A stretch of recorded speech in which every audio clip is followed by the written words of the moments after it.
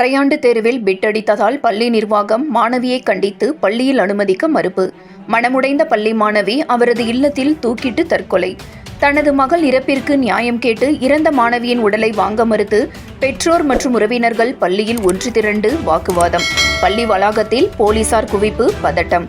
விழுப்புரம் பூந்தேட்டம் பகுதியில் இயங்கி வரும் பிரபல தனியார் பள்ளியான ராமகிருஷ்ணா மெட்ரிக் மேல்நிலைப் பள்ளியில் ஒரு கோடி கிராமத்தில் வசித்து வரும் +2 மாணவி சுனிதா அரையாண்டு தேர்வில் பிட் அடித்ததால் பள்ளி ஆசிரியர் சௌமியா பள்ளி தலைமை ஆசிரியரிடம் புகார் தெரிவித்துள்ளார். இதனையடுத்து பள்ளி தலைமை ஆசிரியர் சுனிதாவின் பெற்றோர்களை அழைத்து வந்து கண்டித்ததுடன் சுனிதா பள்ளிக்கு வரக்கூடாது எனவும் உத்தரவிட்டுள்ளார். இதனையடுத்து மாணவியின் பெற்றோர்கள் மாணவியை கண்டித்ததால் மனமுடைந்த மாணவி அவரது இல்லத்தில் இன்று காலை தூக்கிட்டு தற்கொலை செய்து கொண்டார். பள்ளி நிர்வாகத்தின் கடுமையான நடவடிக்கை காரணமாகவே மனவேதனை அடைந்த தனது மகள் சுனிதா தூக்கிட்டு தற்கொலை செய்து கொண்டார். தனது மகள் இறப்பிற்கு பள்ளியின் கண்டிப்பான செயலை காரணம் என கூறி மாணவியின் பெற்றோர்கள் மற்றும் உறவினர்கள் தனியார் பள்ளியை முற்றுகையிட்டு வாக்குவாதத்தில் ஈடுபட்டனர். இந்த சம்பவத்தை அறிந்து சம்பவ இடத்திற்கு விரைந்து வந்த விழுப்புரம் டிஎஸ்பி சுரேஷ் தலைமையிலான போலீசார் மாணவியின் பெற்றோர் தரப்பிடம் பேச்சுவார்த்தை நடத்தினர். இந்த சம்பவத்தால் பள்ளி வளாகத்தில் பெரும் பரபரப்பு ஏற்பட்டது. பாதுகாப்பிற்காக 50க்கும் மேற்பட்ட போலீசார் பள்ளி வளாகம் முழுவதும் குவிக்கப்பட்டுள்ளது.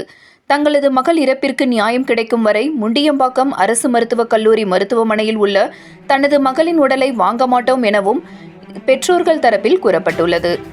7 Green News செய்திகளுக்காக விழுப்புரம் மாவட்ட செய்தியாளர் எஸ். கலைக்குமார்.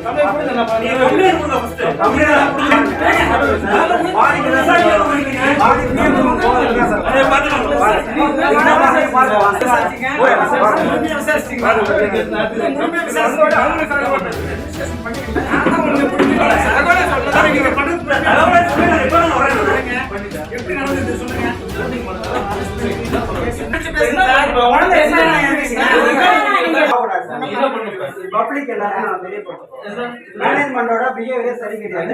காலையில 9 மணிக்கு நீங்க வருவீங்க, எப்படி கூப்பிடாம வருவீங்க, தானா வருவீங்க. அங்க வந்து நீங்க இப்படி வந்து